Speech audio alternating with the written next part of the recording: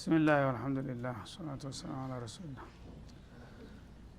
እና بسم الله الرحمن الرحيم እንደገና ተመልሰናል ኢዱ ገሽኩም النعاس አመነተ منه ይላል አላህ Subhanahu Wa Ta'ala ይሄ ጦርነት በእነሱ የበላይነት እንዲደመደም አስፈላጊውን ሁሉ ድጋፍ ያደረገ ነው ያለው ማለት ነው። እንግዲህ በእነሱ ይዘትና አቋም እዚህ ግባ የሚባል ውጤት ቀርቶ እነሱ ለዘር ይተርፋሉ ወይ ነበር ጥያቄው። እውነት አላቸው እንዴት እንዲህ አይነት ጦር ውስጥ እንገባለን ብለው ቢከራከሩ አያስገርምም። ግን አሁን አዲ ነገር ሳይሆን መለኮታዊ ሁኔታ ነው እየተደገሰ ያለው ማለት ነው። በሁሉም ነገር አላህ አስፈላጊውን ቀዳዳ ሁሉ እየዘጋና የሚነሳውን ጥያቄ ሁሉ መልስ እየሰጠው ነው ያለው ተስር ተስር ማለት ነው። ገና አሁንም ጥላቶች ቀድመው ነበር አካባቢ ቦታ የደረሱት እና ስትራቴጂክ ቦታ ተቆጣጥረዋል። ምንጭ ውሃ አለች። ያችን ምንጭ ውሃ እነሱ ተቆጣጥረዋል። ሷሃቦች ግን ተታች ሆኑ። እንደገና ውሃ የላቸውም። ይሄ ትልቅ ችግር ፈጠረ ማለት ነው። ከዛ በኋላ እንግዲህ እነሱ ደግሞ አሸዋማ ቦታ እነዛ ኮረብታ ቦታ ላይ ናቸው፣ ጋራ ላይ ናቸው። ተንደርድረው መጥተው ማጥቃት ይችላሉ። እነዚህ ከታይ ናቸው። የሚመጣን ሰው እንደገና ወደ ላይ ነው የሚከላከሉት ማለት ነው። እና በጣም አስቸጋሪ ሁኔታ ነበረ። በዛው ላይ ሞቃት ነው። በጣም እንግዲህ የተቃጠለ አሸዋ ነው። መሬቱ ሲረገጡት ራሱ እንደ ጭቃ ድረስ እግራቸው ይነከራል። መንቀሳቀስ አይቻልም። ይሄ ሁሉ ነገር ነበረና እነዚህን ሁሉ እንግዲህ አላህ Subhanahu Wa Ta'ala መፍትሄ ለመስጠት ፍርሃቱም በጣም ይንጣቸው ነበርና ኢዱ ገሽኩም النعاس አመና ይላል። መጀመሪያ ፍርሃት በጣም እንግዲህ ጦርነት ላይ ፍርሃት ካለ ችግር ነው። ሁሉም ነገር ቢሟላ ፈሪ ከሆነ ያው ቅድም እንደተባለው እግራው ጭኝ እያለ መሄድ ስለሚሆን ፍርሃትን ለመቅረፍ ያልታሰበ መፍትሄ ያመጣ መጀመሪያ ማለት ነው። ምን አደረገ? ኢዱ ገሽኩም النعاس አመና እንቅልፍ ጣለባቸው። ሱብሃንአላህ። አንተ ጦርነት ጥላት ጋራ ተፋጠህ ፊት ለፊት ጥላት እዛ ተከማይቶ አንተ እዚህ በተጠንቀቁመህ ትእዛዝ ብቻ ነው የምትጠብቀው። በዛ ሰዓት ላይ እንቅልፍ ይመጣል? አንድ ሰው ለሰው የደከመው ቢያንቀላፋ ምንም አይደለም። ሁሉም በጅምላ ጥላት እንዲያፈጦ እያለ በሩምታ አንድ ጊዜ ጦር ውጊያ ሊከፈት የተዘጋጅቶ በተጠንቀቁመህ እንቅልፍ መጥቶ ልክ እንዳለ እንደዳመና አለበሳቸው። ማንኮራፋት ጀመረ። የተቀመጠው ተቀምጦ የቆመው ማለት ነው። ሰይፉ ጋሻው ከጁ ላይ እየወደቀ ያነሰዋል፣ ደግሞ ይወድቃል፣ ያነሰዋል። ኢጅባሪ የሆነ እንቅልፍ ማለት ነው። ማንም ሰው ሊቋቋመው የማይችል። ይሄ ምንድነው? አላህ Subhanahu Wa Ta'ala የፍርሃቱን ሸንኮፍ ሲነቅልላቸው ነው ማለት ነው። አንድ ሰው እንቅልፍ የሚወስደው ሲረጋጋ ነው፣ ፎይ ሲል ነው። ስጋት ያለበት ሰው እንቅልፍ አይመጣለትም። እንኳን ጦር ሜዳ ደረጃ ቀርቶ አንድ ሌባ እንኳን ኮሽ ሲል ከሰማ እንቅልፍ አይመጣልህም። ግን አላህ Subhanahu Wa Ta'ala መንፈሳቸውን ለማረጋጋት የእንቅልፍ ናዳ ጣለባቸው አንጥቶ ማለት ነው። እንቅልፍ እንዳለ መጥቶ እንደዳመና ሸፈናቸው። ሁሉም በያለበት ማንኮራፋት ጀመረ ማለት ነው። እና ጦርነት ላይ እንቅልፍ መጣ ማለት ነስር መጣ ማለት ነው። ይሄ የተጀረበ ነው። በሰው ስሌት አክስ ማለት ነው። ሰው አንተ ጦርነት ላይ ሆነ እንቅልፍ ከወሰደ አለቀልህ ነው የሚለው። እንዴት አድርጎ እንኳን እንቅልፍ ወስዶ ትንሽ እንኳን ዘንጋ ካለ ወዳውኑ ነው የምትመታው። ግን በአላህ ሱና ደግሞ አንድ ጦር በፍጥጫ ላይ ያለ እንቅልፍ ካጠቃው ዲሉ የሱ መሆኑን ያመለክታል ማለት ነው። እና አላህ መጀመሪያ መንፈሳቸውን ለማደስና ፍርሃታቸውን ለመቀነስ እንቅልፍ ጣለባቸው። ያን እንቅልፍ መጣሌ የዲሉ ዋዜማ መሆኑን ወቋል አላህ Subhanahu Wa Ta'ala። እናንተ ምን የሚያሰጋችሁ ነገር የለም፣ ወፈይ ብላችሁ እንትን በሉ፣ ነገሩ አልቋል ማለት ነው። እና የእንቅልፍ እንጉልጅልታን ሸለብታ ያዛቸውና ሁላቸውም ሰይፋቸው እንዲጋሻቸው እየነጠቀ መሬት እስከሚወድቅ ድረስ በእንቅልፍ ሸፈናቸው ይላል። ይሄ ምንድነው የሚያሳየው? አመነተን መረጋጋት እንዲኖራቸው፣ ልባቸው በሽብር እንዳይዘል እንዲረጋጉ ብሎ ነው ይሄን ያመጣው ማለት ነው። ተሱ የሆነ ስክነት ነው እንግዲህ መረጋጋትን አላህ በዚህ መልክ አሰፈነላቸው። ወይነዚሉ አለይኩም ሚነ ሰማኢ ማአ። እንደገና የውሃ እጥረት ነበር ችግሩ። በረሃ ነው፣ ተቃጥለዋል፣ ምላሳቸው ከንፈራቸው ደርቋል። እንደገና ሶላት ወቅት ደረሰ። ውዶ ማረጊያ የለም። አንዳንዶቹ በዛው በቅጽበታዊ እንቅልፍ ደግሞ እህትላም የሆኑም ነበሩ፣ ጀናባ የነበረባቸው። ያም ደግሞ በምን እንታጠብ? ገና ተየሙምም አልተፈቀደም ነበር። ወደንከት አጅሬ ኢብሊስ ደግሞ ይችን አጋጣሚ ተጠቀመና የታለ አላህ ይረዳል ለምትሉት እያለ ልባቸውን ይኮረኩር ጀመረ። እናንተ ይሄው ጥላቶቻችሁ ገዥ የሆነውን ስትራቴጂክ ቦታ ይዘው ውሃቸውን አስከብረው እንደልባቸው እየጠጡ ከብቶቻቸውን እያጠጡ ሁሉ ነገር ተሟልቶላቸዋል። እናንተ እዚህ ግባ የሚባል ነገር የላችሁም፣ የምትጠጡት ውሃ እንኳን የሌላችሁ፣ ይኸው ስግደታችሁም ደረሰ፣ ውዶ ሳታረጉ ልትሰግዱ ነው ወይስ ምን ልኮኑ እያለ አጅሬ ደግሞ ያዋክባቸው ጀመረ ማለት ነው። ያነ አላህ Subhanahu Wa Ta'ala ወይነዝሉ አለይኩም ሚነ ሰማኢ ማአ ኃይለኛ ዶፍ ዝናብ መጣ ባልተጠበቀ ጊዜ ማለት ነው። ኃይለኛ ዶፍ ዝናብ በሚመጣ ጊዜ ተላይ ጋራው ላይ በኃይል በሚዘንብበት ጊዜ ጎርፉ እየተጥቦለቦለ መጥቶ እነሱ ጋር ተኛ ማለት ነው። ያው አሸዋማ ቦታ ወዳው ነው ውሃው የሚጠለው ገደቡለት ዙሪያውን እንደዚህ አፈሩን በሚገድቡለት ጊዜ ያ የጎርፉ ውሃ መጥቶ ወዳውኑ ተኛና ባህር ሆነ አጠገባቸው ማለት ነው። ያን እየቀዱ በየኮዳቸው የሚጠጡትም እየጠጡ የሚታጠቡትም መጣጠብ ጀመሩ ማለት ነው። ወዳው መልስ ተገኘ ለሁሉም ነገር። አሸዋው ደግሞ ዝናብ ሲመታው አሸዋማ ቦታ ይሰመራል፣ ወዳውኑ ይረጋጋና ስትሄድበት ጥሩ ይሆናል፣ አይውጥህም ማለት ነው። ያም ደግሞ አሸዋውም በዝናቡ ተረጋጋና እንደልባቸው መንቀሳቀስ ተመቻቸላቸው ማለት ነው። ሁሉ ነገር መልስ አገኘ እና ተወደ ሰማይ በኩል ዝናብን አወረደና ውሃ አጠጣችሁ፣ ጀናባችሁንም እንድታጠቡ ውዶም እንድታረጉ አስቻላችሁ። ሊዩጠሂረኩም ቢሂ እና ኢብሊስ ያመጣባችሁን ውዥንብር ለማስወገድ በዛ በዝናብ ውሃ አማካይነት እንድትጣሩ እንድትነጽህናችሁ እንድታሟሉ አደረገ። ወይذهب عنكم رجز الشيطان ማለት ወሳዊሰ ሸይጣን ሰይጣን ጌታችሁም ይረዳችሁ ይኸው በውሃ ጥም ልታልቁ አይደለም ገና ውጊያው ሳይጀመር እያለ ይነዛባችሁ የነበረውን ውዥንብር አከሸፈላችሁ ኢላላ አላህ። ወሊየርቢጡ አላ ቁሉቢኩም በልባችሁም ላይ ጥንካሬን ሊሰጣችሁ ነው ይሄን ያደረገው አላህ። ወይثبت به الاقدام እንደገና አሸዋው ኃይለኛ ዝናብ በሚወርድበት ጊዜ ወዳውኑ ይረጋጋል። ያ ደግሞ በእግራችሁ ስትረግጡት እንዳይናድና እንዳይውጣችሁ አደረገላችሁ። ምን ትፈልጋላችሁ? ሁሉን ነገር እያመቻቸው ነው አላቸው ማለት ነው። በዛ መልክ እንግዲህ ቅድመ ሁኔታዎች በሙሉ ጥያቄዎች ሁሉ ተተመለሱ በኋላ ነው ውጊያው እንዲጀመር የተደረገው ማለት ነው። ይዱሂ ረቡከ ኢለል መላኢካ ከዛ በኋላ አላህ Subhanahu Wa Ta'ala የመላእክት ኃይሎችን ላከ ተዝናቡ ቀጥሎ ማለት ነው። የመላእክት ኃይሎች ለመጀመሪያ ጊዜ ነው ወታደራዊ ትጥቅ መተው በጦር ሜዳ የተሳተፉት። ስለዚህ ልምድ የላቸውም። ልምድ ስለሌላቸው ስልጣን የሚሰጣቸው ራሱ ነበር ሙባሸረተን አላህ Subhanahu Wa Ta'ala እና ጊዜ የለም። እንግዲህ አንድ ወታደር ጦርነት ከመምጣቱ በፊት ቀደም ብሎ ለወራት መሰልጠን አለበት። አሁን ግን ፋታ የሚሰጥ አይደለም፣ ጦር ፍጥጫ ላይ ነው ያሉት። ስለዚህ እናንተ ውረዱ አለ። ትጥቃቸውን አስታጠቃቸውና ያው መመሪያው እንዴት አድርጋችሁ እንደምትዋጉ እዛው ይደርሳቸዋል አላቸው። ልክ እንደመጡ ወዳውኑ ወህይ ይመጣል ከጀርባቸው ባለቃቸው በኩል አመታቱን እንኳን እንዴት አድርገው መምታት እንዳለባቸው ሳይቀር ዝርዝር መመሪያ ይሰጣቸው ጀመር ማለት ነው። እና ወደ መላእክቶቹ አላህ መመሪያውን አወረደ። ምን የሚል አኒ ማአኩም እናንተ አይታችሁት የማታቁ ዱብዳ ጦርነት ውስጥ ገብታችሁ አጣቁምና እንዳትደናበሩ እኔ ከናንተ ጋር ነኝ አላቸው። መጀመሪያ ወመን ነስሩ ኢላ ምን عندላህ ሙእሚኖችን ሊያረጋጉ ሊረዱ ነው የመጡት። ግን ሊረዳ የመጣ ሰው የማያውቀው ነገር ከሆነ ሊደናበር ይችላል። ስለዚህ ዋናው እኔ ነኝ ጦርነቱን መመራው እያለ ነው አላህ። መላእክቶቹ ራሱ እንዳይፈሩና እንዳይደናበሩ አኒ ማአኩም አላቸው። እነሱም ፍጡር ናቸውና እኔ ከናንተ ጋር ነኝ፣ ውረዱና ለቁብ አይደለም የላኳችሁ፣ የምሰጣችሁን መመሪያ ተቀብላችሁ ገቢራዊ ካደረጋችሁ እኔ አለኋችሁ፣ አይዟችሁ፣ ምንም ያስፈራ ነገር የለም ተባሉ ለመላእክቶቹ ማለት ነው። ደጋፊዎቹም ተደገፉ ማለት ነው። እንደገና በጀርባ ኢለል መላኢካ ወደ መላኢካው ቡድን ምን የሚል መልእክት አስተላለፈ? አኒ ማአኩም እኔ ረብል ዓለሚን ከናንተ ጋር ነው ያለሁትና ምንም የማታቁት ጦር ሜዳ ብትገቡ ልናልቅ ነው ብላችሁ እንዳትፈሩ እናንተ ማይዟችሁ። ስለዚህ ፈተቢቱ الذين آمنوا سألقي في قلوب الذين كفروا الرعب። አሁን እናንተ ዋናው ስራችሁ ምንድነው?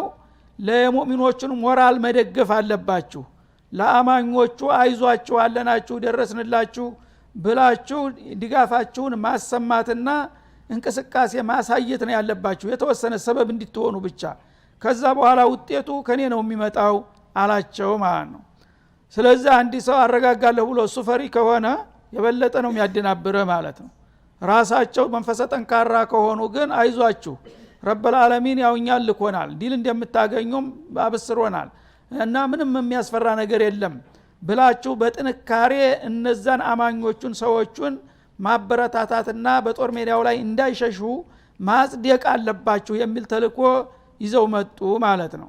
እና አማኞችን ማለት ሷሃቦቹን አበረታቷቸው። እናንተ የፍርሃትና የስጋት ስሜት ከታየባችሁ ፈሪ ሌላን ሊያጽናና አይችልም ማለት ነው። እናንተ ግን በጥንካሬና በወኒ አይዟችሁ ብላችሁ ታበረታታችኋቸው በምድር ላይ ያሉትም አማኞች ጠንካራ ሊሆኑ ይችላሉ የሚል መመሪያ ተሰጣቸው ማለት ነው። ከዛ በኋላ ሰኡልቂ ፊ ቁሉቢ الذين كفروا الرعب በነዛ በካፊሮች ልቦና ውስጥ ደግሞ ከባድ የሆነ ሽብር አስገባባቸዋለሁኝ። እንግዲህ እናንተ መላእክቶቹም ሆነ ሰዎቹ ሰበብ ናችሁ።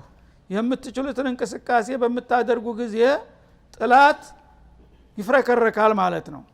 እና በእነሱ ልብ ውስጥ ፍርሃት እንዲገባባቸውና ወኒ እንዲከዳቸው አደርጋለሁኝ።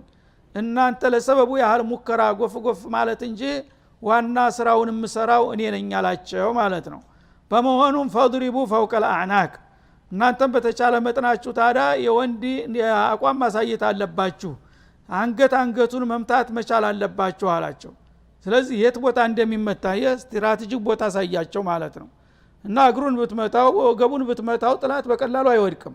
ስለዚህ አንገቱን ምቱ አላቸው ለመላእክቶቹ። ፈዶር በሪቃብ ኢላ ሱረቱ መሐመድ ላይ አንገት ነው ዋናው ወሳኙ ማለት ነው። አንድ ሰው አንገቱ ተተቀላ በቃ አለቀ፣ መውደቅ ብቻ ነው ያለው። ግን የተለያዩ የፈሪዱላ ዝም ብላ አልሆነ ቦታ ቸፍ ብታረገው ያው ያጠቃሃል ማለት ነው እንደምን ተቋቁሞ። አንገቱ ከተመታ ግን አንድ ሰው አለቀ፣ አያዳግምም። እና ወሳኝ የሆነች ቦታ መቅተል አይተህ ነው መምታት ያለብህ ማለቱ ነው።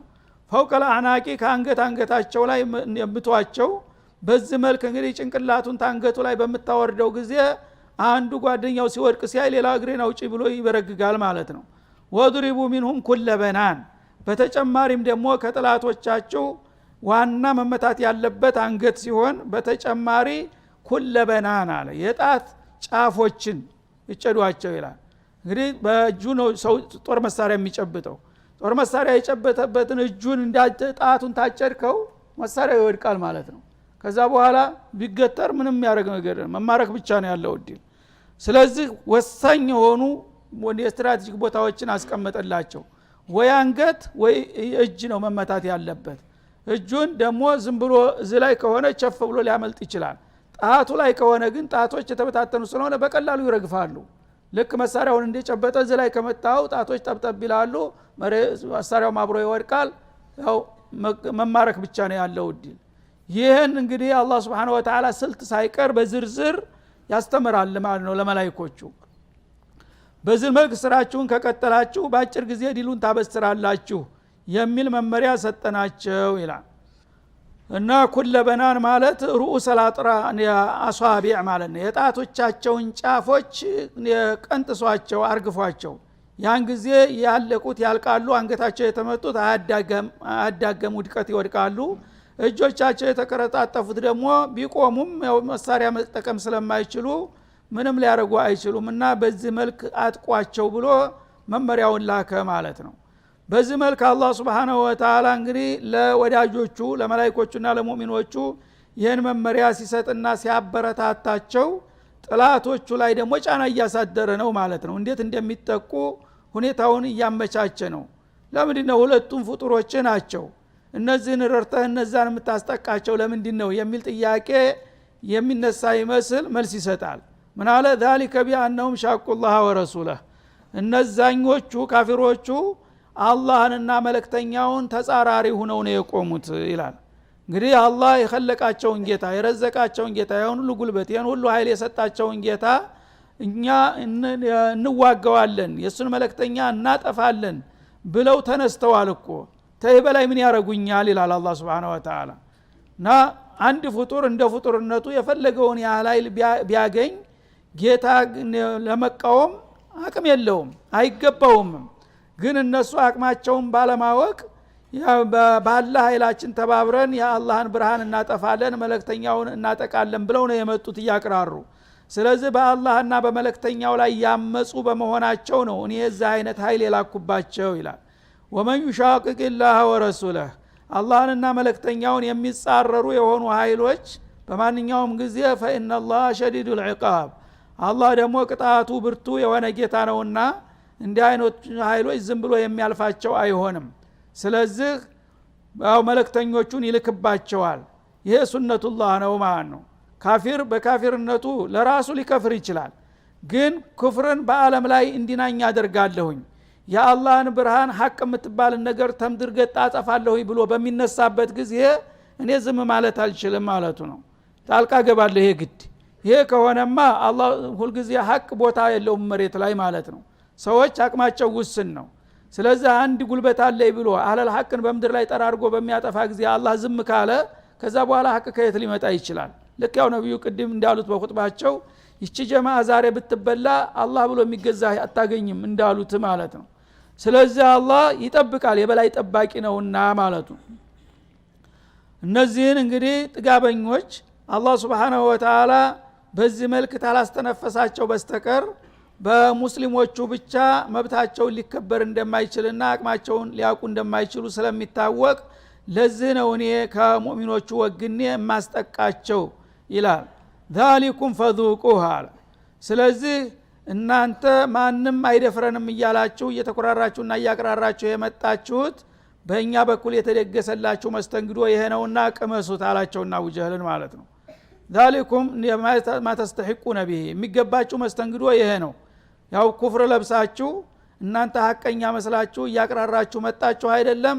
ይሄው ቅመስ መስተንግዶ ሆነ አለው። وان للكافرين عذاب النار ይሄ ደግሞ አሁን ያገኛችሁት ውድቀትና ድቀት ድራሾት ነው መቆያ ነው። ዋናው ቅጣታቸው ለካፊሮች ደግሞ عذاب النار ሲኦል ናት ወደፊት የምትጠብቃችሁ።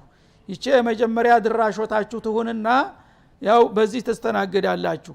ነገ ደግሞ ጀሃነም ይጠብቃችኋል በማለት ድርብርብ መርዶ ነገራቸው ማለት ነው።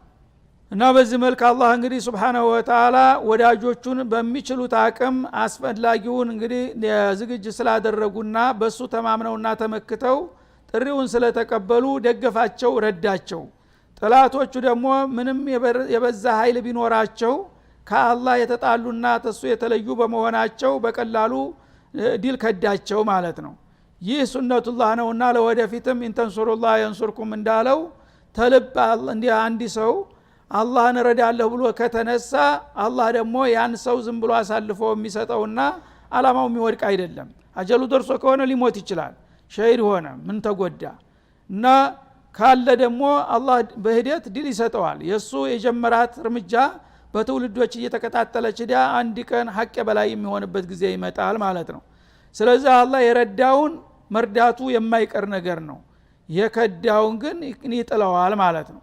ذلكم فذوقوا وان للكافرين عذاب النار يا ايها الذين امنوا ከዚህ በመቀጠል ያው ይሄ ሁሉ ነገር የኢማንና የኩፍር ጥያቄ ነውና ይሄን ነገር ያስከተለው ወደ አማኞቹ ካፊሮች በኩፍራቸው በሽቃቃቸው አላህ እድል እንደነሳቸው ሲገልጥ አማኞች ደግሞ በእምነታቸው አላህ እንደወደዳቸውና እንደመረጣቸው ይሄ የተጀመረው ዲል ወደፊት እየቀጠለ እንደሚሄድ ለማሳየት እነሱም ደግሞ መጠበቅና ማሟላት ያለባቸውን ነገር ይመክራቸዋል በማዕረግ ስማቸው እየጠራ። እናንተ አማኞች ሆይ አማኝ በመሆናችሁ እኔ እንዲጋፍ ያገኛችሁት፣ ስለዚህ በዚህ በእምነታችሁ አሁንም ማሟላት የሚጠበቅባችሁን ነገር ማሟላት አለባችሁ። ዝም ብሎ አላህ ይረዳናል ማለት አይደለም።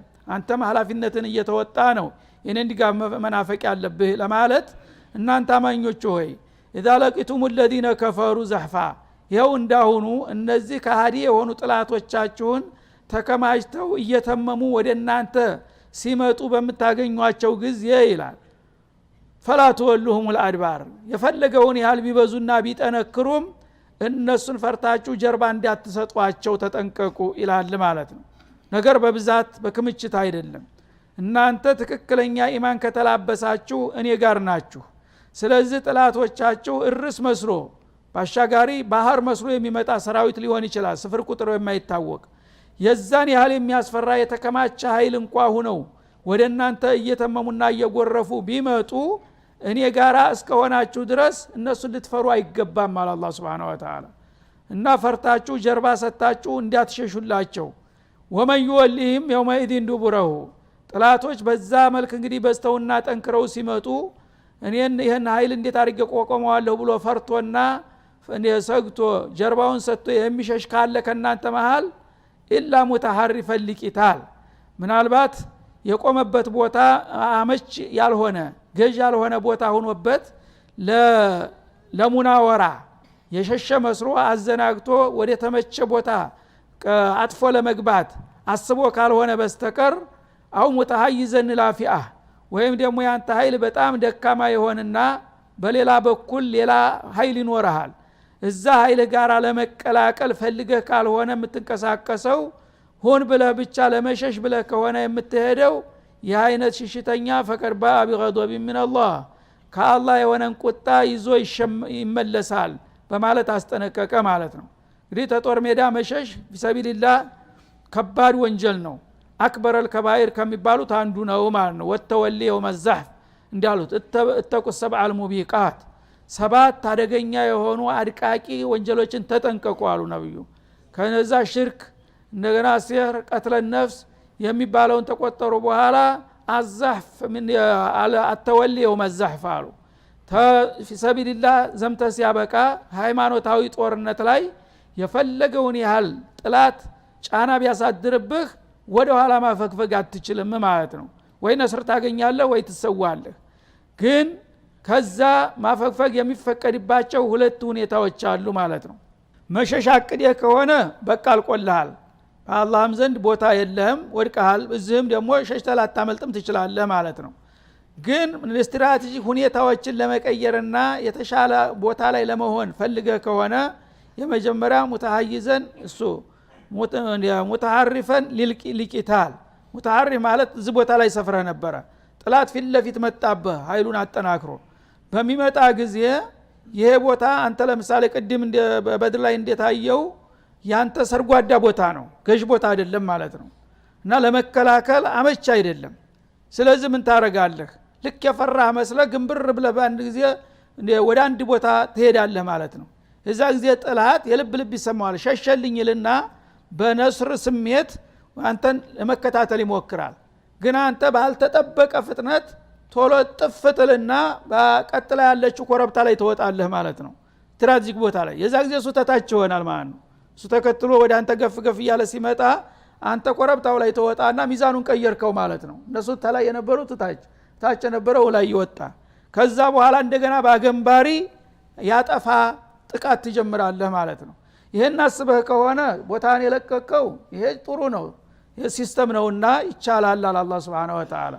በዚህ መልክ ለመሸሽ ነይተህ ሳይሆን አመቺ ቦታ ለመቀየር ፈልገህ እስከሆነ ድረስ አቃለሁኝ ይሄ እንደ ሽሽታ አይቆጠርም፣ እንዳውም ብልህነት ነው ይላል ማለት ነው።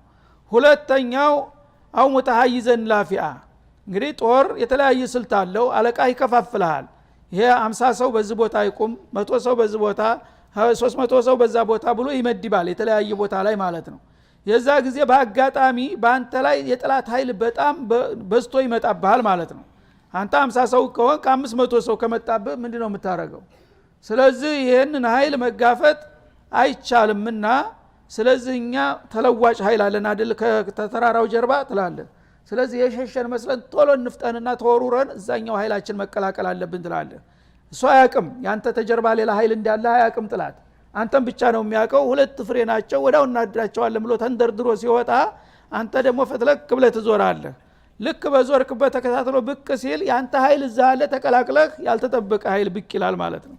የዛ ጊዜ አሁንም ባላሰበው መልኩ ይመታል ማለት ነው። በዚህ መልክ ከሆነ ይፈቀዳል መሸሽ ይላል አላህ Subhanahu Wa Ta'ala። ለምን ሲስተም መቀያየር ስለሆነ። አለበለዛ በሩጫ በቃ አመልጣለሁኝ በሚል ስሜት ከሆነ ይሄ በቀላሉ አላህ ጋር ትጣላለህ፣ የአላህን ቁጣ ትሸምታለህ። ለምን የሸይጣን ኃይሎች ለርኩስ አላማቸው ለኩፍራቸው በርትተውና ተግተው እየታገሉ አንተ እንዴት የረህማን ታማኝ አገልጋይ ነኝ ብለህ ሲያበቃ እንደገና እግራ ውጪ ብለህ ትሸሻለህ።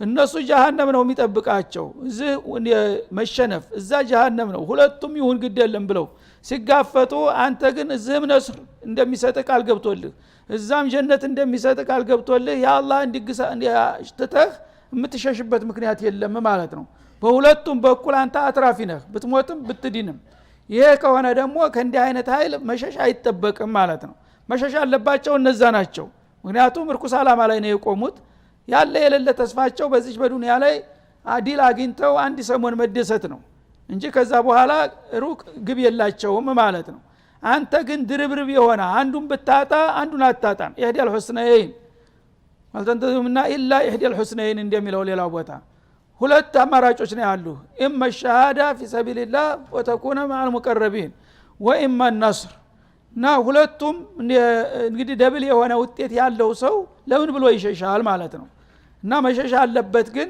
ትንሽ ውጤት የሚጠብቀው ነው ያ ትንሽ ውጤት ለዚህ ብየኔ ህይወቴን አላበላሽም ሊል ይችላል ይሄ ግን ሁለቱም የሚያጓጓ ከፍተኛ ትልቅ ዓላማ ስለሆነ ማንም ሙእሚን የሆነ ሰው ፊ ሰቢልላህ ከተሰለፈበት ወደ ኋላ መመለስ አይጠበቅም ይሄንን ቢያደርግ ግን ፈቀድ ባአ ቢገضብ من الله ከአላህ የሆነን ቁጣ ሸምቶ ይመለሳል ሲወጣ እንደ ባለሟሎቹ እንደ ባለወጎቹ ፊ ሰቢልላህ ወጣው ይያለ ያላህ ወዳጅ መስሎ ነበር የወጣው ኋላ ሲመለስ ግን ቢዲን እንኳን ያአላህን ቁጣ ለብሶ ነው የሚመጣው ኢላል ማለት ነው በመሆኑም ወመዋሁ ጀሃነም የዛ አይነት ሽሽት ያደረገ ሰው ጀሃነም ነው መኖሪያው ወቢሰል መሲር እሷም መመለሻነቷ ምንኛ የከፋች አደገኛ ቦታ ናት ሲል ያስጠነቅቃል አላህ Subhanahu Wa Ta'ala ስለዚህ እንግዲህ ታሪክ አልእስላም ይሄን ይመስል ነበር ሙስሊሞች እንግዲህ ዛሬ ያሉበትን ሁኔታ ከዚህ ሁኔታ ጋራ ሲያመሳክሩና ሲያገናዝቡት በጣም የሚያስገርምና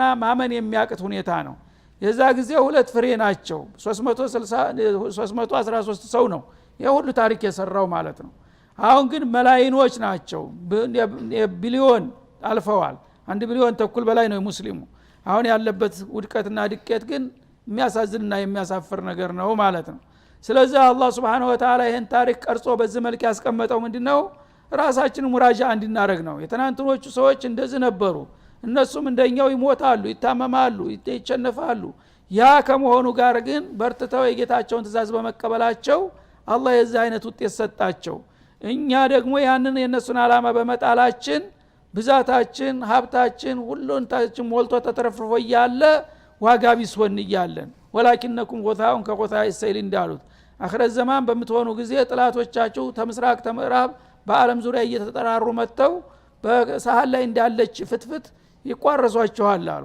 እንደ እኛ የትደናሉ አንበሶቹ እኛ ጥቂት ሆነ እና የዛ ጊዜ እንደዚህ የሚያረጉን ላ ጥቂትነት አይደለም ጉዳዩ ብዛት ሳይሆን ብቃት ነው ስለዚህ ወላኪነኩም ጎታ ከثيرون ብዙ ናቸው የዛ ጊዜ ግን ብዛት ምን ያረጋል ግብስባስ አቧራ ጎርፍ የሚወስደው ቆሻሻ ነው የምትሆኑት አሉ ማለት ነው ያ ነው አሁን ችግሩ ያለውና አሁንም ኡመተል እስላም እየተዋ ጋር መታረቅና ወደሱ መመለስ ግድ ይላል ለችግር መፍትሄ ለማግኘት ይሄ ካልሆነ ግን በማንኛውም መልኩ ተገባንበት ማጥል እንወጣ እንደማንችል ነው እነዚህ ሁሉ አንቀጾች የሚያረጋግጡት ማለት ነው هذا وصلى الله وسلم على النبي